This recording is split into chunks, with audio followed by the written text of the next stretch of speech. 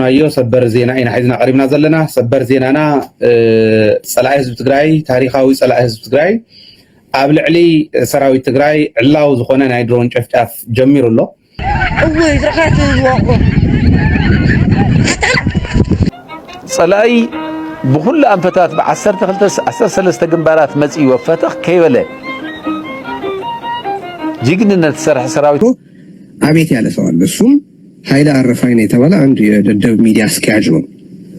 ሽግራት በዚህነት ዘመሕዋተይ ማሐረይ መከራ ሽግር በዚህነት እተሃሪመ ብዝባኔ አቲ ብጥበይ ወፂዩ ብድሕሪ ኻሰብ አይ ገዲፍን ኸይዱ ብድሕሪ ወደይ ገዲፍን መሽ ብዘይ ተደለየ ሽግራት አትዩ ከም ማረጽ አፍሞት ከለኹ ዓራት ማዕስ ከለኹ ገዲፍን ኸይዱ እሞ ዝገደደን ዝበኣሰን ኮይን ስለ ህዝብ ሕሰው ሓደራኹም ስለ ህዝብ ሕሰውታ አሕመድ ሕጋው ስጉምቲ ኮሲደሉ ጊዜ መምሕዳር ትግራይ ኣብ ልዕሊ ሰላም ኩራት ተኸታተልቲ ከመይ ኣምሲኹም ሎሚ እውን ከምቲ ልሙድ ዝተፈላለዩ ኣብ ማህበራዊ ሚድያታት ሎሚ መዝረብቲ ኮይኖም ዘለዉ ዝተፈላለዩ እዋናዊ ሓደሽቲ ሓበሬታታትን ፖለቲካዊ ጉዳያት ይዘልኩም ቀሪቡ ኣለኹ ነታ ሚድያ ድማ ሓደሽቲ ዝኾኑም ሰብስክራይብ ብምግባር ቤተሰብ ምዃንኩም እርግፀኛ ኹኑ ኩላና ድማ ከም ልሙድ ኣሕዋተይ ላይክ ብምግባር ነታ መደብና ንጀምር ኣብ ናይ ሎሚ መደብና ከምታ ፍርማ ዝረኣኽሞም ብዛዕባ ሃይለ ደደቢት ዝወፁ ዝተፈላለዩ ሓደሽቲ ሓበሬታታት ኣለዉ ብዛዕባ ዝተባሃሉ ንሶም ኣብ ናይ ልምዓት መደብና ብሰፊሑ ክሬና ከምኡውን ሎሚ ኣብ ትግራይ ተጀሚሩ ዘሎ ኮይናት ህጅሙን ቀፂሉ እዩ ዘሎ ዝወፁን ዝተፈላለዩ ሓደሽቲ ሓበሬታታት ኣለዉ ቲዲኤፍ እውን ዝተቆፃፀሮም ዝተፈላለዩ ክፋላት ትግራይ ኣለዉ ማለት እዩ ንሶም ኣብ ናይ ልምዓት መደብና ብሰፊሑ ክሬና ከምኡውን ድማ ሓንቲ ዓደ ድማ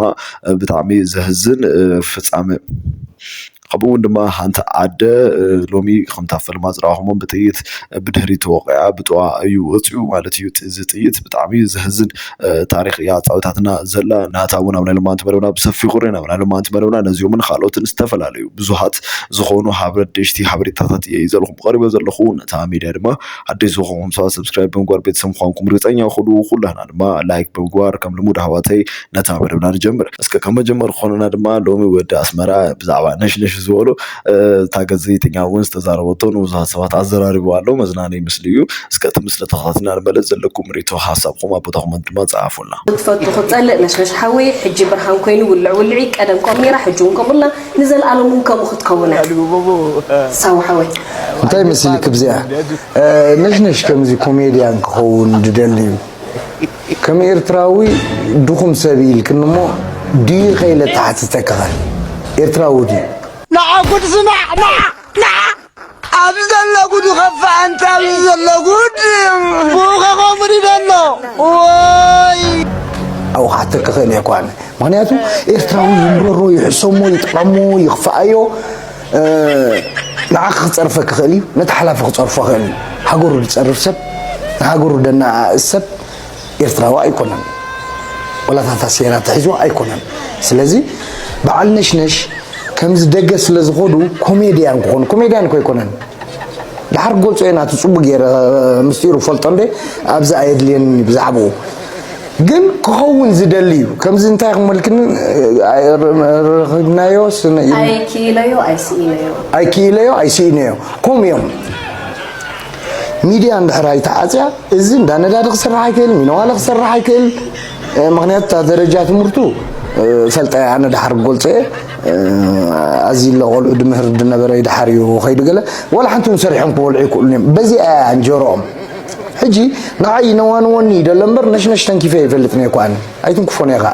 ثم ترب عنجل دبول أيتم كفومنا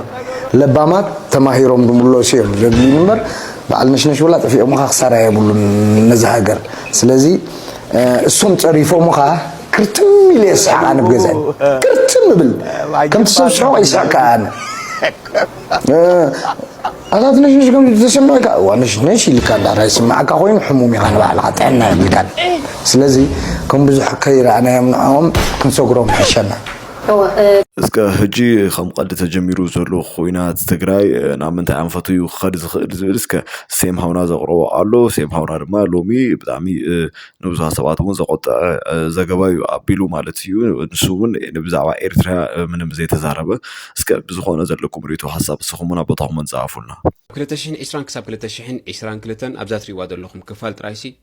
ከባቢ 600,000 ክሳብ 1 ሚልዮን ዝበፅሑ መንእሰያት ህይወቶም ጠፊኦም ማለት እዩ እዚ ድማ ብሓደጋ ዘይኮነ ብሰብ ዝሰርሖ ኩናት እዩ ማለት እዩ ሕጂ ድማ እዚ ነገር እዚ ከይብቅዕ ከሎ ስድራቤታት ከተደበሱ ከለው ገናውን ስድራቤታት ደቀማ ወይ ከም ዝኣተው ከይፈለጡ ከለው ሕጂ ድማ ሓድሽ ኩናት ተወልዕ ይረከባሉ እዚ ኣብ መንጎ ፌደራላዊ መንግስቲ ኢትዮጵያ ከምኡ ድማ ናይ ህወሓት ዘጋጥም ዘሎ ኩናት ድማ ኣብኡ ከሎ እንተዘይተፈትሑ ኣዝዩ ብዙሕ ዝኾነ ዕንወትን ሽግራትን ከምፅእ ማለት እዩ ምክንያቱ ኣብዚ ኩናት እዚ ኣብ መንጎ ህወሓትን ኣብ መንጎ መንግስቲ ናይ ኢትዮጵያን ጥራይ ዘይኮነ እዚ ኩናት እዚ ሱዳን ክሕወሱ ወይም ጫድ ክሕወሱ ወይም ሊብያ ክሕወሱ ወይም ኣዝየን ካልኦት ዝተፈላለዩ ሃገራትን ክእትው ወይም ማለት እዩ ምትእትታው ናይዞም ሃገራት ድማ ከቢድ ዝኾነ ህልቂት ኣብ ልዕሊ ደቂ ሰባት ከጋጥም ይኽእል እዩ ማለት እዩ እዚ ድማ ብሰንኪ ኣብ ውሽጢ ኢትዮጵያ ዘጋጥም ዘሎ ዘይርጉእነትን ምስ ጎረባብቲ ሃገራትን ዘሎ ዘይምስማዕን ምትእትታው ናይ ካልኦት ሃገራትን ዘጋጥም ዘሎ ሽግራት ማለት እዩ ድሮውን እዚ ኩናት እዚ ተጀሚሩ ባንክታት ክዕፆ ተጀሚሩ መምሕዳራት ወይ ነገዱ እውን ከይተረፉ ዋጋታት ንኸይውስኹ ጥንቃቐታት ክሓድሮም ጀሚሩ ኣሎ ኣዝዩ ብዙሕ ዝኾነ ፍርሒ ኣብ ርእሲ ዝዓዳ ኣትዩ ይርከብ ኣሎ ማለት እዩ እዚ ኩሉ ዘጋጥም ዘሎ ነገራት ድማ ድሮ ፕሬዚደንታዊ ምርጫ ኣብ ውሽጢ ኢትዮጵያ 5 ወርሒ ጥራይ ተሪፉ ይርከብ ኣሎ ማለት እዩ ሶ እንታይ ትብሉ እዚ ኩናት እዚ ንምርጫ ንኸይካየድ ዝመፀ ቀውስታት ድዩ ወይ እውን ተኣጊዱ ዝፀንሐ ብውሽጢ ንብዙሓት ሰባት ለኻኺሙ ክጠፍእ ዝኽእል ኩናት ኢልኩም ትሓስቡ ኩነታት ዓዲ ከምዚ ኣብ ከቢድ ኩነታት ክኸውን ከሎ ከም ሸላ ምዃኑ እዩ ፅቡቕ ነይሩ ሸላ ትዝብሎ ዘሎ ድማ እስከ ተኸታቲና ንመለስ ኣዋተይ ክትረውቕ እንድሕር ኮንካ ስመረዎ ኣብለካ يا تنات كسمعت بقى مندي شلا من ده تسمع داب عليك يا زوم صوب علي زوم صوب علي قلت قبره حج ورا تزارب وزلخا من اذا ساسيه كان زارب بعدي من جاي اذا ساسيك اخوي انا من كنترولي قبرك من يخلد الذكر العجي عايز الزني بليل قالوا عليه نفسي ززه Let's go. من ززك ناخي؟ شلتي أنا ززن أملاخي. ها أملاخي الزكاة؟ هو أملاخ ندي الزكاة الحجي ورا دزار بكار لوسيف. يا أنا ده زي فلوتكم أنا خاب علي زارب ذو القيسين.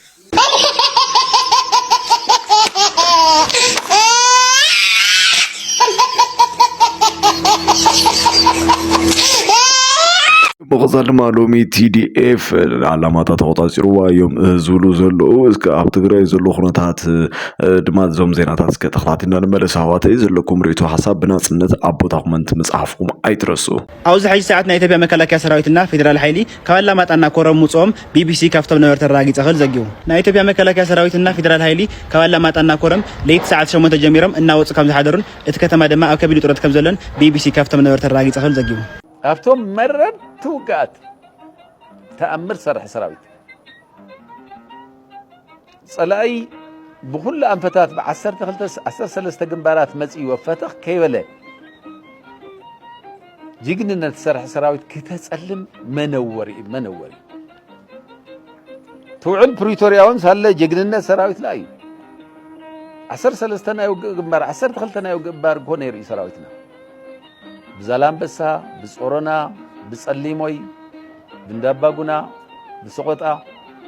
ببرحله بكرم ببزو عنفتات او حدا معلتو زغطا سراويت از كله تامر سرح سراويت كابي كيمص مورال كابي امصي خا نزي سراويت زي كتصلم تدف سلامات لما عندون 5 نبره بحدش يدو مصيان لنا بفلاي ارمي 13 ارمي 11 اب سمين معرب زلخم او كاب صلمتون نا فرسكم نا بحالታት سلام تግራይ ተኣትዩ ከም ዘለኹም መረዳታ በጽሕና ኣሎ እዙውን ደስ ልብልን ጽቡቕ ዜና እዩ ብፍላይ ኣብ መላ ትግራይ ዘለኹም ሕዝውን አርሚ 44 አርሚ 33 ኣብ ወሰን ራያ ከባብታት ዘለኹምን ካብ ጨርጨር ናብ ሓይልታት ሰላም ትግራይ ናብ ቶንሳ ወይ ከዓ ናብ ገዛኹም ብምኻድ ዓርስኩም ካብዚ በላዕ ሰብ ዝኾነ ኩናት ናይ ሓደ ጉጅለ ኩናት እውን ከተግሉ በዛጋጣሚ ጻውዕትና ንቐርብ ሕዝውን ናይ ሓይልታት ሰላም ትግራይ ናይ TDF ቤተሰብ ዝኾንኩም ደቅኹም ምኸሩ ደቅኹም ጸውዑ ደቅኹም ናብ ዓዶም ክምለሱ በዛጋጣሚ ጻውዕት ምንታን ክትገብሩ እዚ ቪድዮ ንኹሉ ሓይልታት ምክልኻል ትግራይ TDF እውን ክተብጽሕሎም ናብ ገዛኦም ክምለሱ ሰላማዊ ናብሮም ከነብሩን ንዚ ሓደ ጉጅለት ምልኣኹን ደው ከብሉ በዛጋጣሚ ጻውዕትና ንቐርብ ሕዝውን እዚ ጉጅለ እዚ ሙሉእ ትግራይ ዓውደ ኩናት ክገብራ ምድላዋት ስለዝወደ ኩላትና ግዳፍ ዓገብ ንበሎ የቀነ የለ እዚ ቪድዮ እዚ ሪፖስት ሼር ግበሩ ቴንክ ዩ ሕጋዊ ስጉምቲ ኮሲደሉ ጊዜያዊ ምምሕዳር ትግራይ ኣብ ልዕሊ መሰረታዊ ሸቐጣት ብዘይ ምክንያት ዘይሕጋዊ ወሰኽ ዋጋ ዝገብሩ 3 ሰዓት ነጋዶ ሕጋዊ ስጉምቲ ከም ዝወስድ ጊዜያዊ ምምሕዳር ትግራይ ፍሊጡ ኣብዚ እዋን ኣብ ትግራይ ዝርከቡ ውሱናት 3 ሰዓት ነጋዶ ኩናትን ወረ ኩናትን ብምዛሕ ኣብ ልዕሊ ህዝቦም ዘሰክፍ ኩነታት ኣብ መሰረታዊ ሸቐጣት ዘይተደለየ ወሰኽ ዋጋ ምውሳኽ መሰረታዊ ሸቐጣት ብምሕባእ ህዝብን ዘይተደለየ ወፃታት ምጭንናቕን እናፈጠሩሉ ይርከብ ብምዃኑ ድማ መንግስቲ ነዚ ብምርዳእ ኣብ ልዕሊ ነዚ መነወር ተግባር ኣብ ምፍፃም ዝተዋፈሩ 3 ሰዓት ነጋዶ ተሓባበርተውን ዘይማት ሕጋዊ ስጉምቲ ከም ዝወስድ ብምርዳእ ካብቲ ጭካነ ዝተመልኦ መነወር ተግባሮም ክቆጠቡ ድማ ኣፍሊጡሎ ሕብረተሰብ ድማ ብዘይ ምክንያት ኣብ ልዕሊ መሰረታዊ ሸቐጣት ወሰኽ ዋጋ ኣብ ልዕሊ ዝገብሮ ብዘይካኑ ውልቀ ረብሖም ጥራሕ ዘቀድሙ ፀገም ሕብረተሰቦም ዘእንታዮም ዝኾኑ 3 ሰዓት ነጋዶ ኣብ ዘገበሩ ሕጋዊ ስጉምቲ ብሓበሬታ ሓጋዛይ ክኸውን ድማ ፀዊዕሎ ቢሮ ጉዳያት ኮሙኒኬሽን ትግራይ 22 ጥሪ 2018 ዓ.ም መቐለ ስለ ህዝብ ሕሰው حضرهم سلاهز الحسوات أحمد أشوف وادنا بعثنا أخونا معرف بعثنا أخونا ما اللي يجيب لنا مستوى بس واديو طوي تقول على غير أحمد الفم دحين وجينا أمر علم الحكاية كل منا يكوننا حضرهم هو دي هذا كل مستوى اليوم ብጣዕሚ ዘህዝን ንዝኻል ኣይ ኮይናት ህጂ ተጀሚሩ ንዘሎ ኮይናት ድማ ምኽንያት ዝኾኑ ተፈናቀልቲ ኣህዋትና እዮም ማለት እዩ ልዕሊ 5-6 ዓመት እዮም ተፈናቂሎም ኣብ መዕቆቢ ዝተፈላለዩ ማእስከራት ዝርከቡ ማለት እዩ ብጣዕሚ ከቢድ ዝኾነ ህይወት እዮም ዘልፉ ዘለው ንኦም እዮም ቃልሲ ጀሚርና ዝሉ ዘሎ ብዝኾነ ዘለኩም ሬቶ ሓሳብ ኣብ ዝኾኑ ኣቦትኩም ጻፉልና እስከ ምቕጻል ድማ ኣንተ ኣዴና ብጣዕሚ ዘህዝን እዩ ገጢምዋ ዘሎ ጥይት ያ ተሐሪማኔ ዘላ ማለት እዩ እስከ ብዛዕባ ዝተዛረበቶ ድማ እስከ ተኸታትና ንመለስ ሃዋተይ ሽግራት በዚሕነት ዘምሕዋተይ መዓረይ መከራ ሽግር በዚሕነት ተሐሪሜ ብዝባኔ ኣቲ ብጥበይ ወፅዩ ብድሕሪኡ ከዓ ሰብኣየ ገዲፍኒ ኸይዱ ብድሕሪኡ ወደይ ገዲፍኒ መሽ ብዘይተደለየ ሽግራት ኣትዩ ካብ ማረፅ ኣፍሞት ከለኹ ዓራት ማዕስ ከለኹ ገዲፍኒ ኸይዱ እሞ ዝገደደን ዝበኣሰን ኮይኑ ንመዞም ደቀይ ከፈይ ትርከቡ ሕዋተይ መዓረይ ብሕጂውን እዞም ሕዋተይ ኢደ ይበልኒ ተሊኹም ማለት እዩ ከፈይ ትርከቡ ውላድኩም ተሓጎሱ ኣዝጋቢሃር ይሓግዝኩም ዞም ደቀይ መዓረይ ሕዋተይ ይብለኩም وأنا عدي عد قلعيو ndaxdaray ማለት እንዳበይ ዓድ ቆይቶ ማይ ምነ ይኹሉ ግን በሓፈሻ ዘዋ ማይ ምነ እዩ ሕዋተይ መዓረይ ዘለኹም በስመራ ደቅ ስመራ ኹኑ ደቅ ማይ ምነ ኹኑ ደቅ መንደፈራ ኹኑ ደቅ ዓዱ ኻላ ኹኑ ኩልኹም ሕዋተይ ዓደይን ሃገረይን ህሞ ሓግዙን ዘም ሕዋተይ መዓረይ ኢደ ይበልኒ ማለት ብዙሓት ያነ ይህረሙሃ ብዙሓት ያነ ይሃብኻይሞ ዓቕሙኹም ዘም ሕዋተይ መዓረይ ኩልኹም ኤርትራውያን ሕዋተይ ሽግርኩም ኣምላኽ ክሕግዘኩም እዩ ሽግር ዝሓገዘ እግዚአብሔር ዝሕግዞ خلابوكم من حواتي معري أملاك يحجزكم بقى هذا جنب صار عندي أوصني رياضي سقوكو ودي كي تفعني بجاهم وريجكم تحجز بقى تايمه حجز يسوسني يقول لهم بقى زين حواتي معري نزعقهم تصفى لهم مشت بحجر ما زين حواتي معري تصفى حكم أملاك تصفى هابني كلكم يرفعون زبوهم مالتي حواتي زيارة شحاتكم 7 6 3 10 مودعتا سيرنا له أمبر عاباسي نشو وي تحسي تقولني تخاف عتبن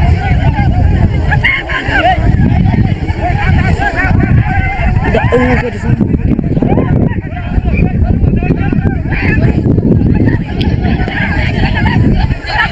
وي رخات الواقع እስከ መቕጻል ድማ ንዚ ኹይናት መንቃሊ ዝኾይኖም ዘለውን ንሓይለ ደደቢት ምዃኖም ቅድመ ሕጂ እውን ንፈልጥ ኢና ኩላና ማለት እዩ ብዝኾነ ንኦም ድማ ዘሎሚ ብዛዕቦም ዝበሃል ዘሎ እስከ ተኸታተልና ንመለስ ዘለኩም ሪቶ ሓሳብ ድማ ብናፅነት ኣቦታው መፅሓፉልና ኣሕዋተይ ናዮ ሰበር ዜና ኢና ሒዝና ቀሪብና ዘለና ሰበር ዜናና ፀላኢ ህዝቢ ትግራይ ታሪኻዊ ፀላኢ ህዝቢ ትግራይ ኣብ ልዕሊ ሰራዊት ትግራይ ዕላው ዝኾነ ናይ ድሮን ጨፍጫፍ ጀሚሩ ኣሎ قدم يلو استجمرة قبل على التجراي أزو قبر أكاه نايت سلعتنا تتكبرت سنة حوالي أنتقونه حزقن بعلي قبل علي سراوي التجراي نايدرون شفتاف غير الله እዚዩ መልኪትና ዲቴል ሓበሬታና ዋኹም ክነብሊና ምሳና ጸኒሕኩም ምድላዋትና ክትካፈሉ በብዘለኹሞ ወዳበታትና ጠናኺርና እንኸደሉ ግዜ ስለ ዝኾነ እሞ እንኳዕ ሕጉሰካ ሃይለ ሓዊ ንኣኻን መሳርሕትኻን እንኳዕ ሕጉሰኩም ካብ ሕጂ ጀሚርካ መዓልታዊ ሰበር ዜና ኣለካ ማለት እዩ እንታይ ጌርናኩም ኢና ባዘይት ገድፉና ኣሕና ኣብ ዓድና ሰሪሕና ክንልወጥ ይንኽእል ኩሉ ግዜ ኣብ ስጋኣት ኣብ ጭንቂ ክንነብር ኣለና ማለት እዩ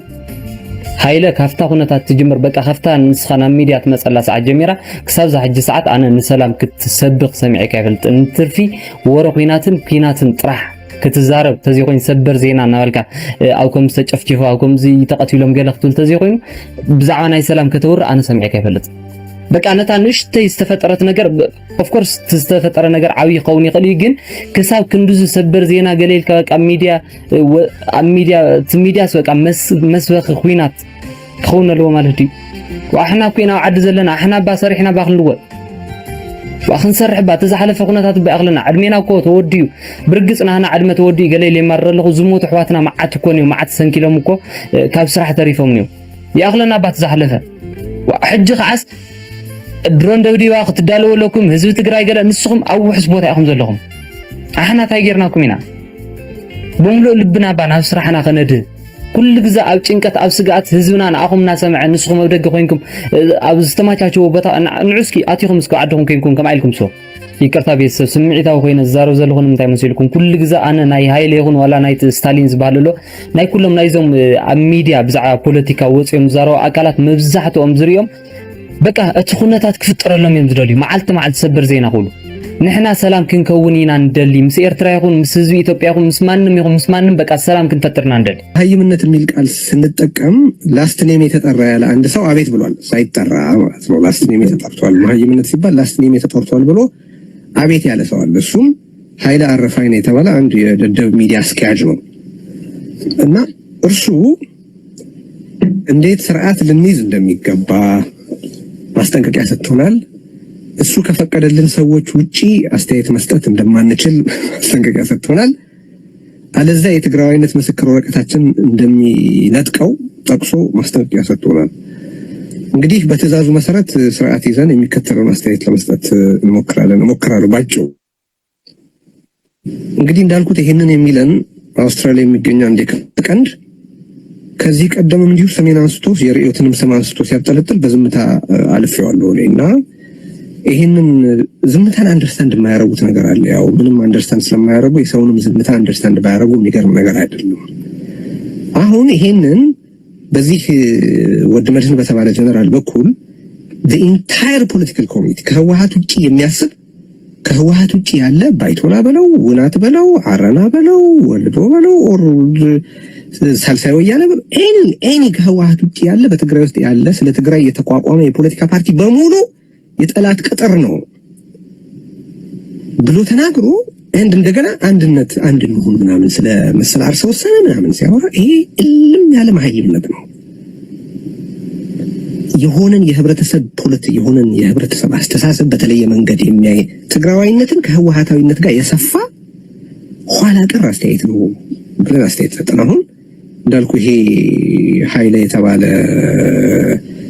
ምልክ ከሰዎች አውስትራሊያ ነው የሚኖሩ አውስትራሊያ ያሉ ሰዎች ስለ ማህበራዊ ፍትህ የሚያውቁ ለመናገር ነፃነት የሚያውቁ ስለ ሐሳብ ተዋጽኦ የሚያውቁ ናቸው አውስትራሊያ ካሉ ሰዎች ከተማረው ይልቅ ከአውስትራሊያ ካንጋሮች የተማረው ነገር ይበልጣል አለማሰብ ነው እንዲህ የሚለው ሰውዬ ራሱን የትግራይ ተቆርቋሪ አድርጎ ራሱን የህዝብ ተቆርቋሪ አድርጎ ነው የሚያወራው እንግዲህ ይሄን የሚለው በብልጽግና ፈቃጅነት በሻዕቢያ የተጨፈጨፉ ሰማዕታት በሚታሰቡበት ዕለት ስለነዚህ ሰማዕታት ግድ ሳይኖረው እነዛ ንጹሃን እንኳን ተገደሉ ብሎ ይጨፍር የነበረው አወል ሰዒድ የተባለ ሰውዬ ደወለልኝ ብሎ የሚፍለከነክ ትንሽ ነው እንግዲህ እንደዚህ ብሎ የሚያወራ የሚገርም አንዱ እኔ ከሰሰኝ እንግዲህ ስለ ምኒልክ እንዲህ ብሏል እንዲያ ብሏል ብሎ ስለ ምኒልክ ለማስረዳት የተጠቀሰው ማን እንደሆነ ታውቃለህ ስብሐት ኤፍሬም ነው ከምስኩት ያለው የሚውለው ግን ሬፈረንሱ ስብሐት ኤፍሬም ነው ምክንያቱም አሁን ተጸምዷል እንደ በሬ አንድ መጽሐፍ መግለጥ ቢችል ስለ ምኒልክ ስብሐት ኤፍሬም ላይ ጠቅስም ነበር ያ አንድ ታሪክ መረዳት እንደሆነ ለዚህ ስቱፒድ ባይገባው እኮ አይገርመኝም እኔ ግን ሬፈረንሱ ሳይቀር ነው ታውቃለህ ሻዕቢያን የሚያደርገው ማለት ከግርድናው ብዛት አንድ ነጥብ ለማስረዳት ሬፈረንሱ ሻዕቢያ በማድረግ ጭምር ነው ሎያሊቲን የሚያረጋግጠውና በዛ ዝግጅት ይሄንን አስተያየት ጠቅሰን መናገራችንን ላለማንሳት ምን ይላል? ከዛ ከኛ ካነሳነው ጋር ግንኙነት የሌለውን የወድ መድህን ንግግር አንስቶ አቅርቦ ነው ለዚህ ነው እንግዲህ እንዲህ አይነት ነገር የተባለው ብሎ ያነሳው። ዘሎ ኩነታት ኣህዋተይ ከምቲ ትሪእዎ ዘለኹም እዩ ዘለኩም ሬቶ ሓሳብኩም ኣብ ቦታኹም እንትፃፉና ንሎማት ዝንረትና መደብ ድማ ከምቲ ዝተኸታተልኩሞ ዝመስል ነይሩ ከምዚኦም ዝኣመሰሉ ዝተፈላለዩ ሓደሽቲ ጉዳያት ዝተፈላለዩ ሓበሬታታት ፖለቲካዊ ጉዳያት ቀዲሞም ንኣኹም ንክወሱ ሰብስክራይብ ዘይገበርኩም ሰባት ሰብስክራይብ ብምግባር ቤተሰብ ምዃንኩም ርግፀኛ ኩኑ ብካልኦት መደባት ክሳብ ንራኸብ ሰላም ይራኽበና ኣህዋተይ ጃው